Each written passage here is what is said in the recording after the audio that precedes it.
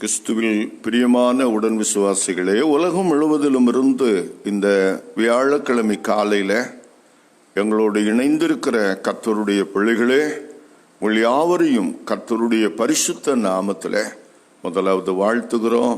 இந்த ஆராதனைக்கு உங்களை வரவேற்கிறோம். நாம் இணைந்து கர்த்தரை ஆராதிக்கலாம். இந்த காலை தொழுகையின் ஆரம்பம் பிதா, குமாரன், பரிசுத்த ஆவியின் நாமத்துள்ளது. ஆமென். ஜெபிப்பா. எங்களை அளவுக்கு அதிகமாக நேசிக்கிற நல்ல தகப்பனே, இம்மட்டும் எபனேசராக இருந்து எங்களை பாதுகாத்து பராமரித்து நடத்தின உம்முடைய அன்புக்காய் ஸ்தோத்திரம். சென்ற இரவிலும் நல்ல நித்திரையை தந்தி, தெய்வ தரிசனங்களை தந்தி, உம்முடைய பாதுகாப்பை தந்தீரையா. இந்த நாளில் எங்கள் கடமைகளை செய்யும் முன்னால தகப்பனே, உம்முடைய சமூகத்தில் உம்முடைய பாதத்தில் அமர்ந்து உம்மை மகிமைப்படுத்த ஆராதிக்க, உம்முடைய திருவார்த்தையை தியானிக்க கிருபை செய்கிறேன். இந்த ஆராதனையை பொறுப்படுத்திக் கொள்ளும் ஐயா. இந்த ஆராதனையின் வழியாக ஆவியானவர் கொண்டு வருகிற தேவ கிருபையும் நன்மையும் தெய்வ வழிநடத்தலையும் நாங்கள் தாழ்மையோடு விசுவாசத்தோடு சொந்தமாக்க எங்களுக்கு உதவி செய்யும். உம்மை நாங்கள் முழு மனதோடு ஆராதிக்க எங்கள் சிந்தைகளை, இருதயத்தை ஒருமுகப்படுத்த, தேவைகளோடும் பாரங்களோடும் கவலைகளோடும் வியாதி கஷ்டத்தோடும் பலவிதமான நெருக்கங்களோடும் இன்றைக்கு காலையில் உம்மை நோக்கி பார்க்கிற உம்முடைய பிள்ளைகளுக்கு நிச்சயமான விடுதலையும் சமாதானத்தையும் தார். ஆண்டவர் இயேசுவின் மூலம் ஜெபிக்கிறோம் பிதாவே, ஆமென். பாடல் புத்தகத்திலே 24வது பாடல், காலமே தேவனை தேடு, ஜீவ காருண்யர் பாதம் பணிந்து மன்றாடு என்ற பாடல் சேர்ந்து பாடுவோம்.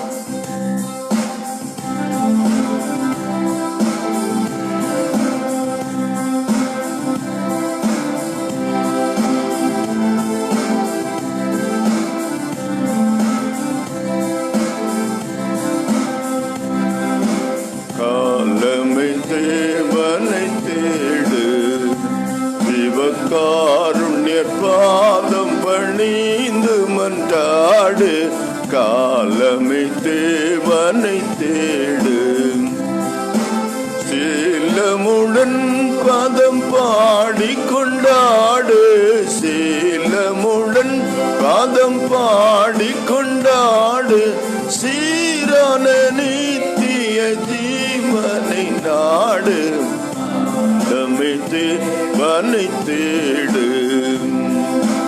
மண்ணுயிர்காய் மரித்தாரே, மனுமைந்தன் பெயர் வைத்திருந்தாரே, மண்ணுயிர்காய் மரித்தாரே, உன் சிருஷ்டிகரை நீ உதயத்தில் எண்ணே, உன் சிருஷ்டிகரை நீ உள்ளம் கனிந்து தனி ஜபம் பண்ணு, காலமே தேவனை தேடு, பாவ சோதனைகளை வெல்லு, கெட்ட பாருடல் பேயுடன் போருக்கு நில்லு, பாவ சோதனைகளை வெல்லு, ஜீவ கிரீடம் சிரசிலணிய, ஜீவ கிரீடம் சிரசிலணிய, சிந்தனை செய்மானுவேலனை பணிய, காலமே தேவனை தேடு, சிறுவர்கள் என்னிடம் சேர, தடை செய்யாதிருங்கள் என்றார் மனதார, சிறுவர்கள் என்னிடம் சேர, பரலோக செல்வம் அவர்க்கு பலிக்கும், பரலோக செல்வம்க்கு பலிக்கும், பாக்கியமெல்லாம் பரந்து ஜொலிக்கும், காலமே தேவனை தேடு, வேலையும் உமக்கு கைகூட சத்தியவேதன் கிருபை வரத்தை மன்றாட வேலையுமக்கு கைகூட காலை தேடுவோர் என்னை கண்டடைவாரே காலை தேடுவோர் என்னை கண் விழித்து ஜெபம் செய்யும் என்றாரே காலமே தேவனை தேடு தெய்வக்காருண்யர் பாதம் பணிந்து மன்றாடு காலமே தேவனை தேடு. 62வது சங்கீதத்தை நாம் எல்லாரும் சேர்ந்து வாசிப்போம். சங்கீதம் 62. கடவுளையே நோக்கி என் ஆத்துமா அமர்ந்திருக்கிறதே, அவராலே என் ரட்சிப்பு வரும். அவரே என் கன்மலை, என் ரட்சிப்பு, என் உயர்ந்த துருக்கம். நான் அதிகமாய் அசைக்கப்படுவதில்லை. ஒருவனை கொல்ல வேண்டும் என்று நீங்கள் அனைவரும் எதுவரைக்கும் அவன் மேல் பாய்ந்து வருவீர்கள்? சாய்ந்த சுவருக்கும் இடிந்த மதிலுக்கும் ஒப்பாவீர்கள். அவனுடைய மேன்மையிலிருந்து அவனை தள்ளும்படிக்கு அவர்கள் ஆலோசனை பண்ணுகிறார்கள். பொய் பேசுவதே அவர்களுக்கு பிரியம். வாயினால் ஆசீர்வதிக்கிறார்கள், உள்ளத்திலோ சபிக்கிறார்கள். என் ஆத்துமாவே கடவுளையே நோக்கி அமர்ந்துரு. நான் எதிர்பார்க்கும் ரட்சிப்பு அவராலே வரும். அவரே என் கன்மலை, என் ரட்சிப்பு, என் உயர்ந்த துருக்கம். நான் அசைக்கப்படுவதில்லை. என் ரட்சிப்பும் என் மகிமையும் கடவுளிடத்திலேயே இருக்கிறது. என் பலமான கன்மலையும் என் அடைக்கலமும் கடவுளிடத்தில் இருக்கிறது. ஜனங்களே, எக்காலத்திலும் அவரில் நம்பிக்கை வையுங்கள். அவர் சமூகத்தில் உங்கள் இருதயத்தை ஊற்றி விடுங்கள்.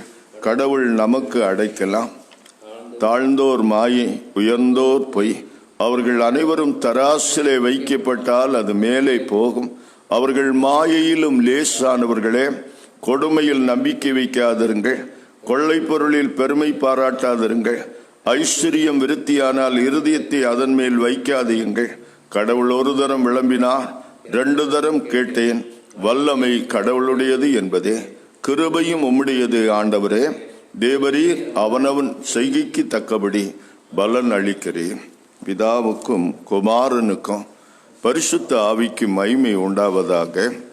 ஆதியிலும் இப்போதும் எப்போதுமான சதா காலங்களா இருக்கிறபடியே ஆமென்.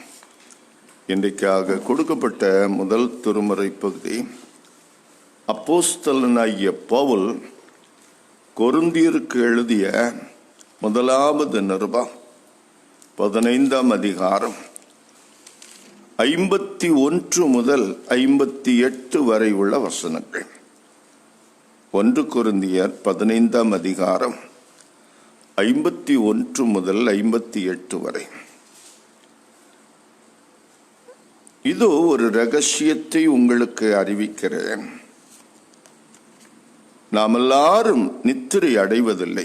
ஆகிலும் கடைசி காலம் தொனிக்கும் போது, ஒரு நிமிஷத்துல, ஒரு இமை பொழுதுல நாம் எல்லாரும் மறுரூபமாக்கப்படுவோம்.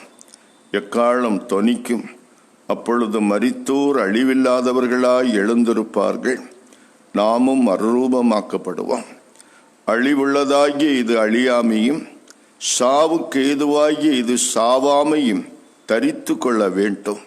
அழிவுள்ளதாகிய இது அழியாமையும், சாவுக்கு ஏதுவாகிய இது சாவாமையும் தரித்து கொள்ளும் போது மரணம் ஜெயமாக விழுங்கப்பட்டது என்று எழுதியிருக்கிற வார்த்தை நிறைவேறும். மரணமே உன் கூரெங்கே? பாதாளமே உன் ஜெயமெங்கே?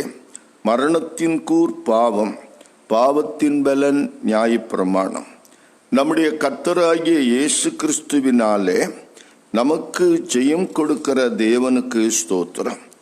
ஆகையால் எனக்கு பிரியமான சகோதரரே, கர்த்தருக்குள் நீங்கள் படுகிற பிரயாசம் விருதாவா இராதென்று அறிந்து, நீங்கள் உறுதிப்பட்டவர்களாயும் அசையாதவர்களாயும் கர்த்தருடைய கிரியையிலே எப்பொழுதும் பெருகுகிறவர்களாயும் இருப்பீர்களாக என்பது.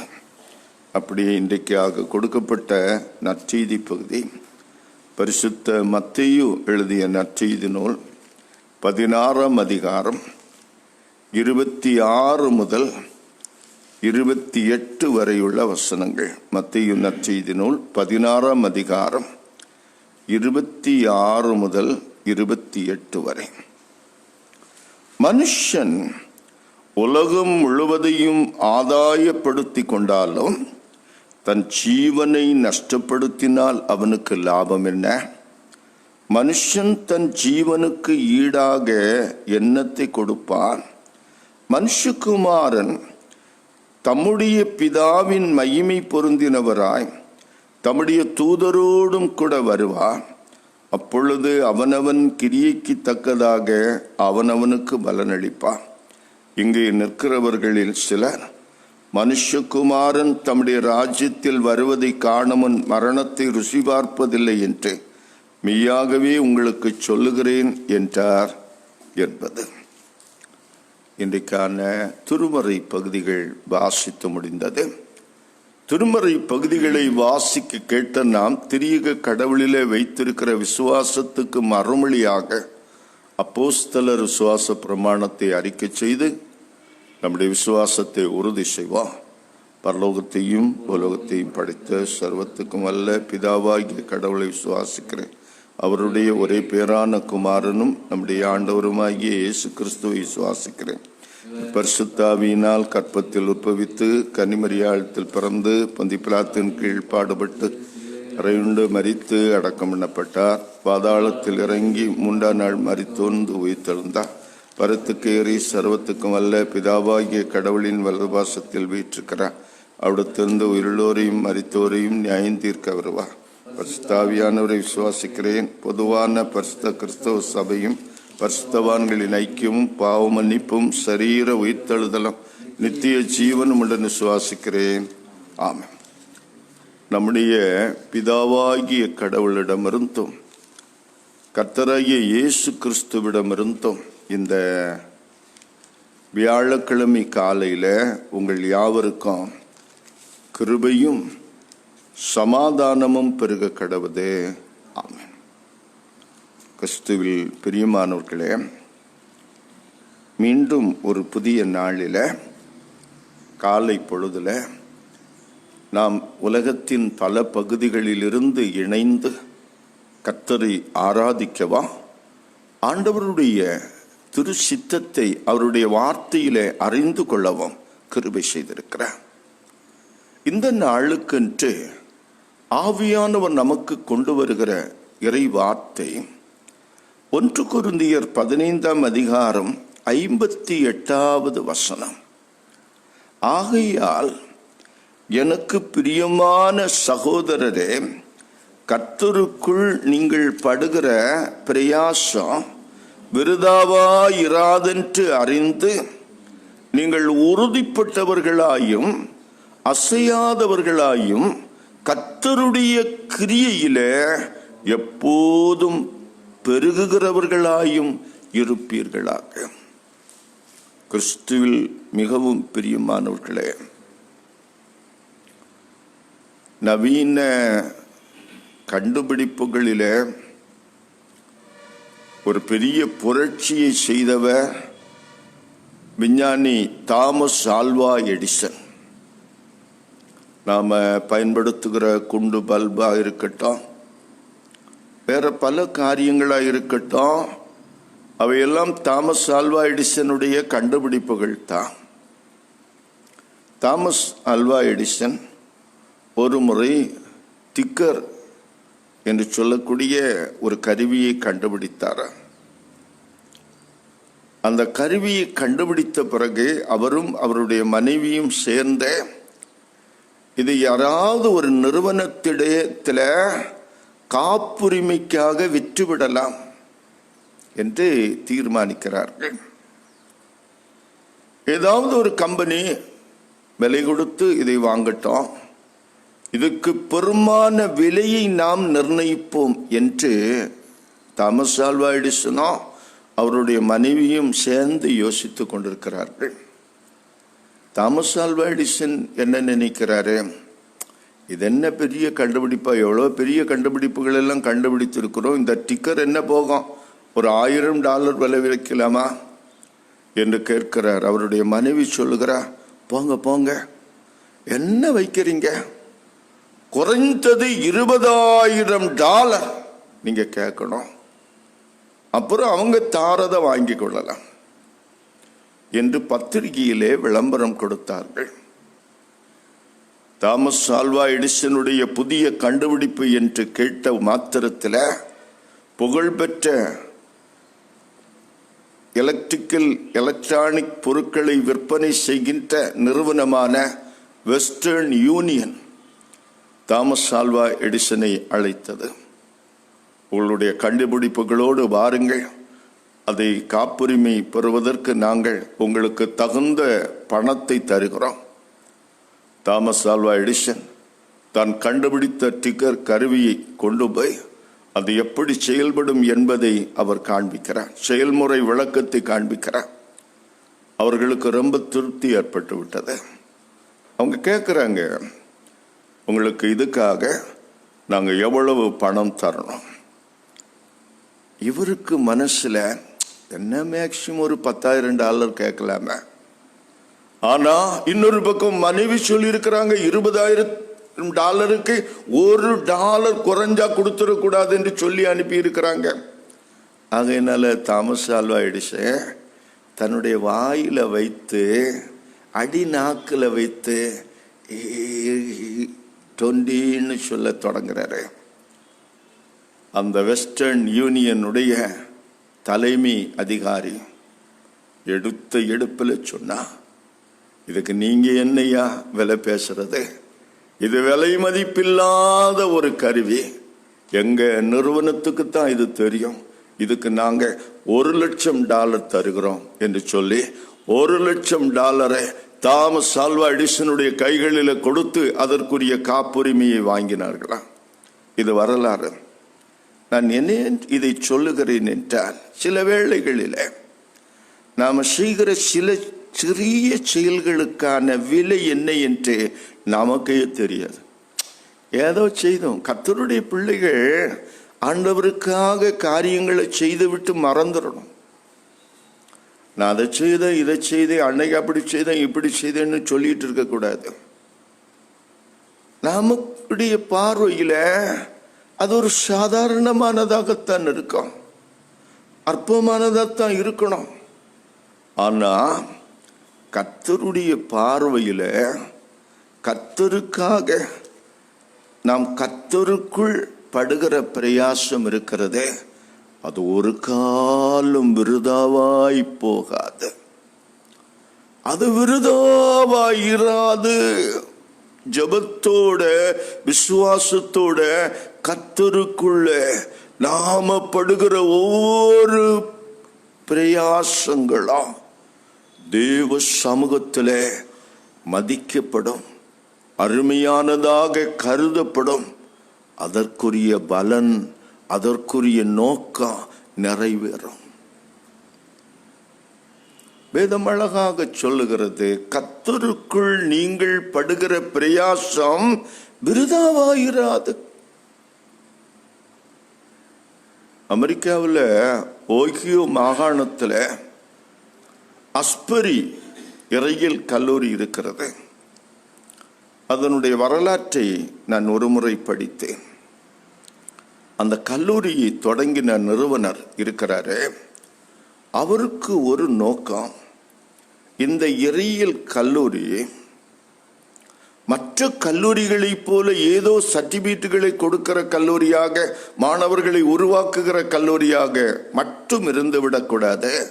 இந்த கல்லூரியில படித்து வெளியே வருகிற, பயிற்சி பெற்று வெளியே வருகிற இறையியலாளர்கள் உயர்ந்த இறையியல் சிந்தனையாளர்களாக மக்களிடத்திலே பெருத்த தாக்கத்தை உண்டு பண்ணுகிறவர்களாக, என்றென்றுமாக நிலைத்திருக்கக்கூடிய நித்திய ஜீவனை மக்களுக்கு கொண்டு செல்லுகிற கிறிஸ்துவின் நற்செய்தியை கொண்டு செல்லுகின்றவர்களாக உருவாக்கப்பட வேண்டும் என்பது அவருடைய நோக்கமாக இருந்தது. அந்த கல்லூரியை தொடங்குவதற்கு அவர் ரொம்ப சிரமப்பட்டாராம்.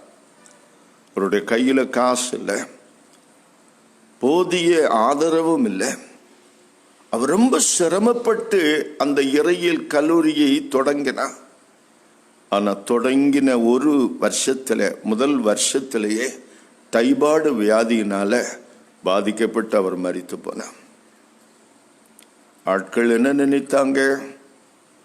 ஏதோ அவருடைய கஷ்ட காலம், ஆண்டவருக்கும் பிரியமில்லை போல இருக்கிறதே. ஆண்டவர் எடுத்துக்கொண்டார். ஆனா அவர் மரித்து போனார். அவருடைய நல்ல ஜெபம், வைராக்கியம், தீர்மானம், கர்த்தருக்குள்ளே அவர் கொண்டிருந்த விசுவாசம் அழியவில்லை. 1900 தொடங்கின அந்த இறையியல் கல்லூரி 2000 நூற்றாண்டு விழாவை கொண்டாடின போது அதில் பேசின சிறப்பு விருந்தினர் சொன்னார், இந்த கல்லூரியை தொடங்கின நிறுவனர் முதல் வருஷத்திலேயே மரித்து போனார். அவரை பொறுத்தவரையிலும் இந்த 2000 வருஷத்துல இது நூற்றாண்டை காணும், இது இவ்வளவு மேன்மையான இறையியல் கல்லூரியா மாறும் என்று அவர் நினைத்திருக்க வாய்ப்பில்லை. ஆனா அவருடைய நல்ல நோக்கம், அவர் எதற்காக தேவ சமூகத்திலே கண்ணீர் விட்டு ஜெபித்தாரோ, உழைத்தாரோ, அந்த பிரயாசம் வீண் போகவில்லை. அதைத்தான் இந்த நூற்றாண்டு விழாவில் எங்கிருக்கிற நீங்களும் நானும் பார்த்து கொண்டிருக்கிறோம். வேதம் சொல்லுகிறது, சகரியாவின் புஸ்தகம் 4ஆம் அதிகாரம் 10ஆம் வசனத்தில், அற்பமான ஆரம்பத்தை யார் அசட்டை பண்ணுவா? கர்த்தருக்காக நாம செய்கிற ஒரு சின்ன காரியம் அற்பமானதாக இருக்கலாம். நம்ம கையில ஒண்ணுமே இல்லை, கர்த்தருக்காக பெரிய காரியத்தை செய்ய வேண்டும் என்று நினைக்கிறோம். ஆனா அது செய்யக்கூடிய பணமோ காசோ பலமோ நம்மிடத்துல ஒண்ணும் இல்லை. ஆண்டவர் சொல்லுகிறாரு, உன்னுடைய பலத்தினால் அல்ல, கர்த்தருடைய பலத்தினால் தான் எல்லாம் ஆகும். கர்த்தருடைய ஆவியினால் தான் எல்லாம் ஆகும். கர்த்தருடைய சித்தத்தினால் தான் எல்லாம் ஆகும். நீ உன்னுடைய பலத்தோடு போ. உண்மையாகவே கர்த்தருடைய பிள்ளைகளுக்காக நாம முழங்கால் படியிட்டு ஜெபிக்கிற ஒரு சின்ன ஜெபம் இருக்க, இது ஒரு காலம் வீண் போகாது. கர்த்தருடைய நாமத்துக்காக சிந்துகிற ஒரு சொட்டு கண்ணீர் இருக்கிறது பாருங்க. வேதனைப்படுகிற மக்களுக்காக, அநீதி இழைக்கப்பட்டு கண்ணீர் விடுகிற மக்களுக்காக, ஒடுக்கப்படுகிற மக்களுக்காக விடுகிற ஒரு சொட்டு கண்ணீர் இருக்கிறதே, வீண் போகாது. ஆண்டவருக்காக உழைக்கிற ஒரு சொட்டு வேர்வை இருக்கிறதே, அது ஒரு காலம் வீண் போகாது. நாம் கர்த்தருக்குள் படுகிற பிரயாசம் ஒரு காலம் விருதாவா இராது. இதை மறந்துவிடக்கூடாது அன்பானுகளே. நாம உலகத்துக்காக பிரயாசப்பட்டா, உலகத்துக்காக, உலகத்தை ஆதாயப்படுத்த வேண்டும் என்பதற்காக ஓடி ஓடி உழைத்தால் அது வீணா போகும். அது ஒரு காலம் நமக்கு நிம்மதியும் தராத, சந்தோஷத்தையும் தராத, அது நிரந்தரமா இருக்கவும் இருக்காது. ஆனா கர்த்தருக்காக நாம கொடுக்கிற ஒரு சின்ன காரியமா இருக்கட்டும், ஒரு கலசம் தண்ணீரா இருக்கலாம், நாம படுகிற ஒரு சின்ன பிரயாசமா இருக்கலாம், அது விருதாவாய் போகாது என்று என் தேவன் இன்றைக்கு காலையில சொல்லுகிறார். என் அன்புக்குரியவர்களே, கர்த்தருக்காக வாழ வேண்டும், கர்த்தருக்காக உழைக்க வேண்டும், கர்த்தருக்காக எதையாவது செய்ய வேண்டும் என்று நீங்கள் தீர்மானித்தது உண்டானால், ஒரு சிறிய காரியத்தை கர்த்தருக்காக இன்றைக்கே செய்ய தொடங்குங்க. அது ஒரு காலம் கர்த்தருக்குள் நீங்கள் படுகிற பிரயாசம் அழிந்து போகாதே, அது விருதாவாகவும் போகாது. என்றைக்கோ ஒரு நாள் யாருடைய கைகளிலேயோ அது போய் சேரும். கர்த்தர் அதை கொண்டு ஆசீர்வதிப்பார். அவருடைய நோக்கத்தை நிறைவேற்றுவார். மறந்துவிடக்கூடாது. வேதம் சொல்லுகிறது, கர்த்தருக்குள் நாம படுகிற பிரயாசம் நாம நினைத்தது மாதிரி உடனடியாக பலன் கொடுக்காததுனால பலர் என்ன செய்கிறோம் என்றால் சோர்ந்து போகிறோம்.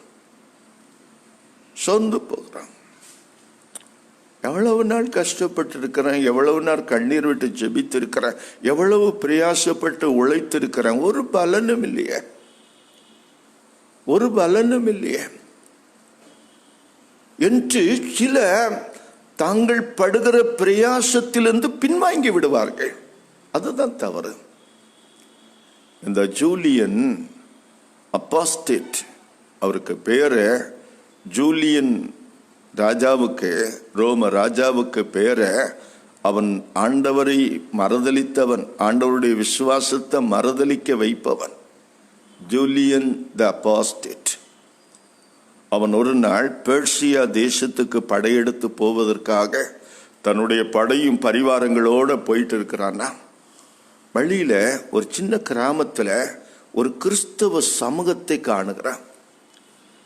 அந்த கிறிஸ்தவர்கள் கிறிஸ்துவை ஆராதித்து கொண்டிருக்கிறார்கள். இவனும் இவனுடைய படை வீரர்களும் அங்க சிலுவை அடையாளம் வைத்து அவர்கள் ஒரு சின்ன தேவாலயத்தை கட்டி ஆராதிப்பதை பார்த்த உடனே இவனுக்கு பிடிக்கல. இவன் போய் அந்த ஆலயத்தை அடிச்சு நொறுக்கி அந்த கிறிஸ்தவர்களை பயங்கரமா சித்திரவதை பண்ணும்படி சொன்னான். அந்த படைத்தளபதி அவனுக்கு ஜூலியனை விட கிறிஸ்தவர்களை கண்ட பயங்கர ஏளனம். அவன் அவர்களை கடுமையா சித்திரவதை பண்ணினான். பண்ணும்போது அவன் கேட்டானா, கிறிஸ்தவங்க தானே நீங்க, உங்க தச்சன் இயேசு இப்ப உங்களை சித்திரவதை பண்ணும்போது என்ன செய்து கொண்டிருக்கிறான்? உங்களுடைய where is your carpenter Christ என்று தளபதி இந்த பாடுபடுகிற கிறிஸ்தவ மக்களை பார்த்து கேட்டானா. ஒரு கிறிஸ்தவன் தன்னுடைய முகத்துல ரத்தம் வழிந்து கொண்டே இருக்கிறது. அவனுடைய ஒரு கண்ணு ரத்தம் நிறைந்து அடைந்து விட்டது. அவன் சொன்னான்டா, எங்களுடைய தச்சன் இயேசு கிறிஸ்து சும்மா இருக்கல்ல, உன்னுடைய மன்னனுக்கு அவர் சவப்பட்டி செய்து கொண்டிருக்கிறார். உன்னுடைய மன்னனுடைய ஆட்சி சீக்கிரம் போய்விடும் என்று சொன்னார். அதே போல ஜூலியன் மன்னன் பதவி விட்டு இறங்கின போது முதலாளாக கிறிஸ்துவை ஏற்றுக்கொண்டவன் அவனுடைய தளபதி. ஒருவேளை அந்த நேரத்தில் அந்த கிறிஸ்தவன் சொன்ன வார்த்தை அற்பமானதாக இருக்கலாம். பாடுகளின் மத்தியிலையும் அவன் விசுவாசத்தோடு சொன்ன அந்த வார்த்தை இருக்கிறது, அந்த கிறிஸ்துவின் மேல் உள்ள அவனுடைய வைராக்கியத்தை குறித்தது. ஆனா அது விருதா போகல. அந்த தளபதியினுடைய உள்ளத்துல விழுந்து அவனை உடைத்தது. கிறிஸ்து சாதாரணப்பட்டவன் அல்ல. நம்முடைய சக்கரவர்த்தியை போல எந்த பெரிய சக்கரவர்த்தி அவருக்கு எதிர்த்தாலும் அவங்களுக்கு சமாதி கட்டக்கூடியவர், சவப்பட்டி கட்டக்கூடியவர் என்பதை அவன் உணர்ந்தா. உடனடியாக மனம் திரும்பி இயேசு கிறிஸ்துவை ஜீவனுள்ள தேவனின் குமாரனாக, மேசியாவாக, இரட்சகராக, சொந்த இரட்சகராக ஏற்றுக்கொண்டான். என் அன்புக்குரியவர்களே, நாம படுகிற பிரயாசம் விருதாவாய் போகாது. ஆகையினால என்ன செய்யணும்? நீங்கள் உறுதிப்பட்டவர்களாயும் அசையாதவர்களாயும் கர்த்தருடைய கிருபையில கர்த்தருடைய கிரியையில எப்போதும் பெருகுகிறவர்களாயும் இருப்பீர்களாக. முதல்ல நமக்கு உறுதி வேணும். எதுல உறுதி வேணும்? நம்முடைய நம்பிக்கை. 2 கொரிந்தியர் 1:7 சொல்லுகிறாரு, உங்களை குறித்து உறுதியான நம்பிக்கை உள்ளவர்களாயிருக்கிறோம். எபிரேயர் 3:14 ஆரம்பத்தில் கொண்ட நம்பிக்கையை முடிவு பரியந்தம் உறுதியாய் பற்றி கொண்டிருப்போமானால், நாம நற்கிரியைகளை செய்யும் போது, ஆண்டவருடைய நாமத்திலே பிரயாசம் படும்போது விசுவாசத்தில் விழுந்து விடக்கூடாது. விசுவாசம் சலனப்படுவதற்கான பல சம்பவங்கள், சில காட்சிகள் நாம காணக்கூடும். ஆனா விசுவாசத்திலே உறுதியாய் இருக்கணும், உறுதிப்பட்டவர்களாய் இருக்கணும். எபிரேயர் 6ஆம் அதிகாரம் 19, 1 பேதுரு 5ஆம் அதிகாரம் 9 சொல்கிறார், பிசாசு நம்மை உறுதியற்றவர்களாக, நம்முடைய நிலைத்தன்மையை குலைக்கின்றவனாக செயல்படுவான். நம்மை எதிர்த்து நிற்பான். அவனை விசுவாசத்துல அவனுக்கு எதிர்த்து நிற்கணும். விசுவாசத்துல உறுதியா இருந்து பிசாசானவனை எதிர்த்து நில்லுங்கள் என்று ஆண்டவர் சொன்னார். 2வது வேதம் சொல்லுகிறது அசையாதவர்களாய். வேதத்தில் நாம் ஏன் எப்பொழுது அசைக்கப்படாமல் இருப்போம்? சங்கீதம் 16:8 சொல்லுது, கர்த்தர் எப்போதும் எனக்கு முன்பாக வைத்திருக்கிறேன், அவர் எனது வலது பார்சத்தில் இருக்கிறபடியால் நான் அசைக்கப்படுவதில்லை. சில வேளைகளில் கர்த்தருக்காக பிரயாசப்படும் போது நம்ம பார்த்துருவோம், உலகத்தை பார்த்துருவோம், மற்றவங்களை பார்த்துருவோம், அப்ப நாம அசைக்கப்பட்டுருவோம். ஆனா கர்த்தர் நமக்கு முன்னால வைத்து, அவரை நம்முடைய வலது கையில பலமாக வைத்து கொண்டு, ஆண்டவருடைய கிருபையிலும் அவருடைய வல்லமையிலும் அவருடைய வசனத்தின் பலத்திலும் நாம நிலைத்திருக்கும் போது நாம அசையாமல் உறுதியாயிருப்போம். கர்த்தரில் நம்பிக்கை உள்ளவர்கள் அசையாமல் நிலைத்திருக்கும் சீயோன் மலையை போல் இருப்பார்கள். கொலோசையர் 1:22 சொல்கிறது, நீங்கள் கேட்ட சுவிசேஷத்தினால் உண்டாகும் நம்பிக்கை விட்டு அசையாமல் ஸ்திரமாயும் உறுதியாயும் விசுவாசத்தில் நிலை நிற்பீர்களானால் அப்படியாகும். சுவிசேஷத்தை பற்றி கொண்டு நாம ஆண்டவருக்கென்று பிரயாசப்படும் போது, ஆண்டவருக்காக நாம பாடுபட்டால் அவரோடு கூட பலன் பெறுவான். 1 கொரிந்தியர் 15ஆம் அதிகாரம் முந்தின பகுதியெல்லாம் மரணத்தை குறித்தும், கிறிஸ்து மரணத்தின் மேல் அடைந்த வெற்றியை குறித்தும், அந்த வெற்றியில நமக்கு கிடைக்கிற பங்கு பற்றியும் அவர் விவரித்து விட்டு தன் கடைசியில சொல்றாரு. ஆண்டவருக்காக பாடுபட்டவர்கள், பிரயாசப்படுகிறவர்கள் அதற்குரிய பலனை உலகத்திலேயே அடைந்து தீர்ந்தார்கள் என்று வேதம் எங்கேயுமே எப்போதும் சொல்லவில்லை. அப்படி சொன்னால் அது உலகத்துக்கு ஏதுவானதாகத்தான் இருக்க முடியும். நான் ஆண்டவருக்காக அதை இழந்து இதை இழந்து இப்போ எனக்கு அது கிடைத்திருக்கிறது, இது கிடைத்திருக்கிறது, நான் இப்ப நன்றாக இருக்கிறேன் என்று ஒருவன் சொன்னால் அவன் இம்மைக்காக மாத்திரம் கர்த்தரிடத்தில் நம்பிக்கை வைத்தவன். ஆனா வேதம் சொல்லுகிறது, எபிரேயர் 12ஆம் அதிகாரம் 28வது வசனம் அழகாக சொல்லுகிறது, ஆதலால் அசைவில்லாத ராஜ்யத்தை பெறுகிறவர்களாகிய நாம் பயத்தோடும் பக்தியோடும் தேவனுக்கு பிரியமாய் ஆராதனை செய்யும்படி கிருபையை பற்றி கொள்ள கடவோம். நம்முடைய நோக்கம் எல்லாம் அசையாத ராஜ்யத்தை நாம் பெற வேண்டும்.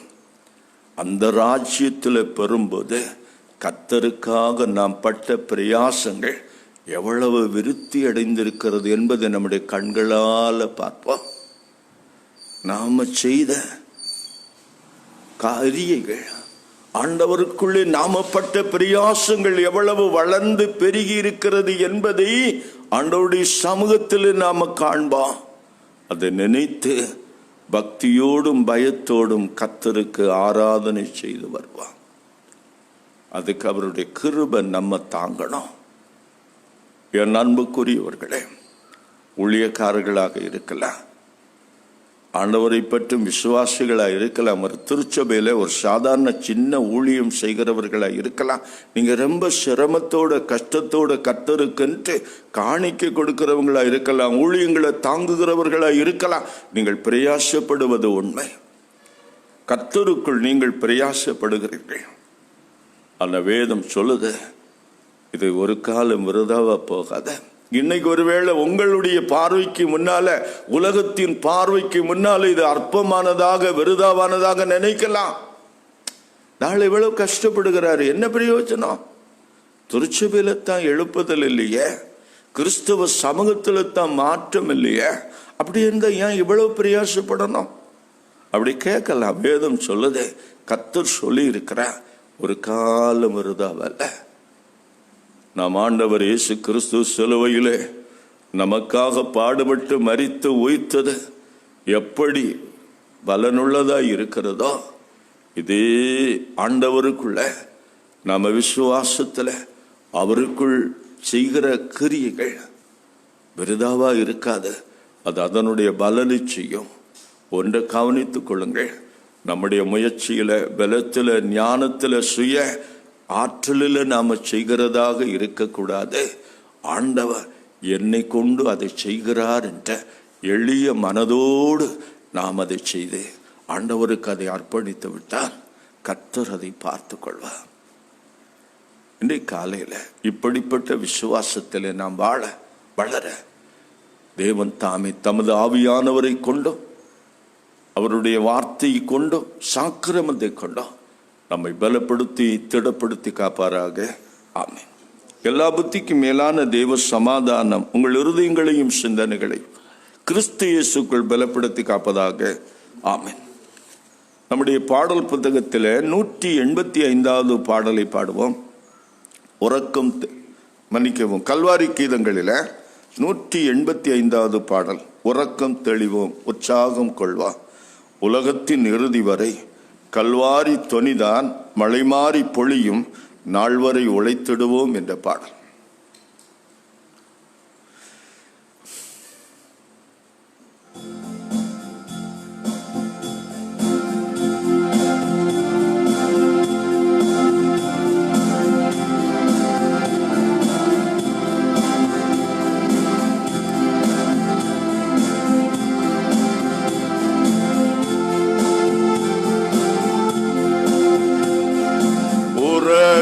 தெளிவோம், உற்சாகம் கொள்வோம், உலகத்தின் இறுதி வரை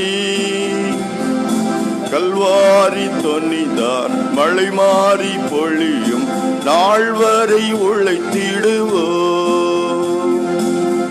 சுத்தம் களைவோம், அன்பை அழைப்போம், ஆவியில் அனலுங்கள்வோம். அவர் படை செய்க நம்மிடை கருத்து வேற்றுமை இன்றி வாழ்வோம். அச்சம் தவிர்ப்போம், தைரியம் கொள்வோம், சரித்திரம் சாட்சி கூறும். இரத்த சாட்சிகள் நம்மிடை தோன்றி நாதனுக்காய் மடிவோம். கிறிஸ்துவுக்காய் இழந்தவர் எவரும் தரித்திரரானதில்லை. ராஜ்ய மேன்மைக்காய் கஷ்டமடைந்தோர் நஷ்டப்பட்டதில்லை. உயிர் பெருவி ஒன்று கூடுவி உலர்ந்த எலும்புகளே, நீங்கள் அறியா ஒருவருங்கள் நடுவில் வந்து விட்டான். உறக்கம் தெளிவோம், உற்சாகம் கொள்வோம், உலகத்தின் இறுதி வரை கல்வாரி தொனிதான் மழை மாறி பொழியும் நாள்வரை உழைத்திடுவோம். ஜெபிப்போம். நல்ல தகப்பனே, இந்த நாளில் நீ தந்த நம்பிக்கையின் வார்த்தைகளுக்காக ஸ்தோத்திரம். நாங்கள் கர்த்தருக்குள் படுகிற பிரயாசம் ஒரு காலம் விருதாவாய் போகாதென்று அறிந்து நாங்கள் உறுதியாக அசையாமல் நாங்கள் ஆண்டவருடைய கிருபையில பெருகி, ஆண்டவரே உமக்கென்று கிரியை நடப்பிக்க எங்களை தூண்டி விட்டீரையா. பல வேளைகளிலாம் உமக்காக உழைக்கிற பல ஊழியக்காரர்கள் தங்களுடைய உழைப்பு அதிக பலனை கொடுக்கவில்லை என்று காணும்போது சோர்ந்து போகிறார்கள், ஊழியத்தை விட்டு பின்தங்கி போகிறார்கள். அதே போல கர்த்தருக்காக கொடுக்கிறவர்கள், கர்த்தருடைய ஊழியங்களை தாங்குகின்ற பலர் தங்களுடைய உழைப்பு விருதாவாய் போகிறது என்று நினைத்து பின்வாங்கி போகிறார்கள். ஆமாண்டவரே, எங்கள் ஆண்டவர் இயேசு கல்வாரி சிலுவையில சிந்தின ரத்தம் வீண் போகவில்லை. கல்வாரியில நீர் பட்ட பாடுகள் வீண் போகவில்லை. நீர் பாடுபட்டு மரித்தது எதுவும் வீணாய் போகவில்லை. அது எங்களுடைய ரட்சிப்பாய் முடிந்திருக்கிறது. சுவாமி, நீர் மரித்து உயிர்த்து பிதாவின் வலது பார்சத்தில் இருக்கிறபடியா எங்களுடைய ஒவ்வொரு பிரயாசமும் விருதாவாய் போகாது என்பதை திட்டமாக எங்களுக்கு சொல்லி தந்தீராச்சா. இதோ இன்றைக்கு காலையில கர்த்தருக்காக ஜெபிக்கிறவர்கள், கொடுக்கிறவர்கள், உழைக்கிறவர்கள் இதனால் உற்சாகம் அடைந்து நிலையோடு அசையாமல் கிருபையிலே பெருகி, ஆண்டவரே உம்மை பற்றும் விசுவாசத்தில் பெருகி உமக்காக உழைக்க ஆண்டவர் பலப்படுத்தும்படி ஜெபிக்கிறேன். நல்ல தகப்பனே, இந்த நாளிலும் எங்களோடு கூட கர்த்தரை ஆராதித்த உம்முடைய பிள்ளைகள் ஒவ்வொருவரையும் ஆசீர்வதியும். எவ்வளவோ பல நெருக்கத்தின் மத்தியில் இருக்கிறார்கள்.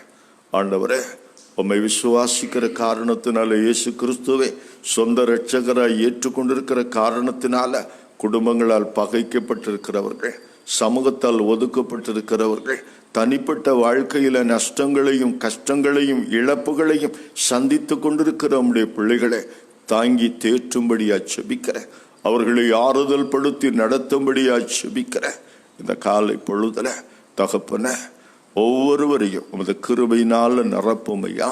இந்த நாளின் கடமைகளை ஒவ்வொருவரும் பொறுப்போடு செய்யவும், உழைப்புக்கு தக்க பலனை பெற்றுக்கொள்ளவும் கிருபை தார். ஆண்டவரை, வியாதியினால கொரோனா பெருந்தொற்றினால பாதிக்கப்பட்டிருக்கிற பிள்ளைகளை கண்ணோக்கம் உம்முடைய அன்பு கரங்களினால் அவர்களை தொட்டு சுகப்படுத்தும்.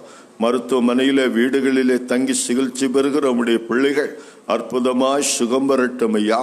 மருத்துவ பணிகளை செய்கிற உம்முடைய பிள்ளைகள், தாதியர்கள், மருத்துவ பணியாளர்கள் ஒவ்வொருவரோடு உம்முடைய கிருபை இருக்கட்டும். குடிநீர், மின்சாரம், விவசாயம், கால்நடை, நுகர்பொருள் இன்னும் ஆண்டவரே தகவல் தொழில்நுட்பத்துறை, இப்படி பலவிதமான பணிகளிலே ஈடுபடுகிறவர்கள், வங்கி துறையிலே பணியாற்றுகின்ற நம்முடைய பிள்ளைகள் ஒவ்வொருவரையும் நீர் பாதுகாத்துக் கொள்ளும் சாமி.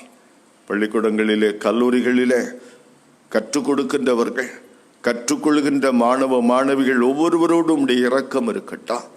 இன்றைக்கு விசேஷமாய் புதிய பிறந்த நாளை காண்கிற உடைய பிள்ளைகளுக்காக செபிக்கிறான். நல்ல தகப்பன, புதிய பிறந்த நாளில புதிய கிருபைகளை உன் பிள்ளைகளுக்கு தார். பிறந்த நாள் முதல் இன்று வரையிலும் கர்த்தர் பாதுகாத்து நடத்துறேன்.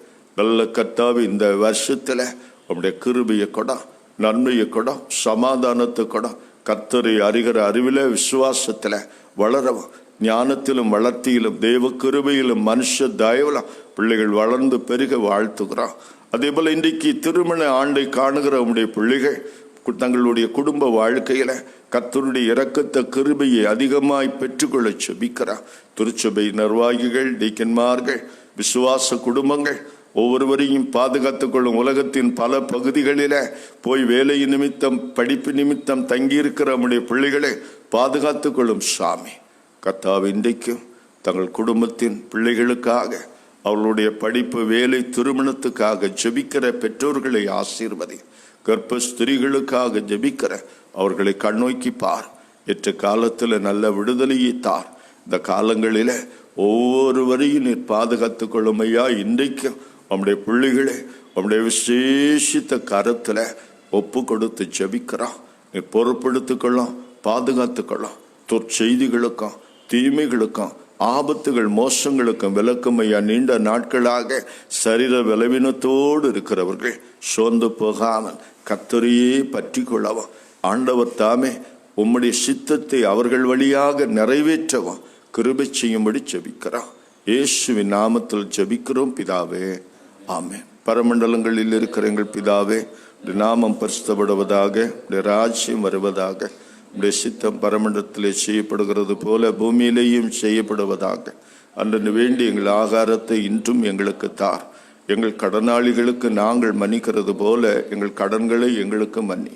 எங்களை சோதனைக்கு உட்பட பண்ணாமல் தீமை நின்று எங்களை ரட்சித்துக் கொள்ளும். ராட்சியமும் வல்லமையும் மகிமையும் என்றென்றைக்கும் இடைகளே. ஆமென். ஆசீர்வாதம்.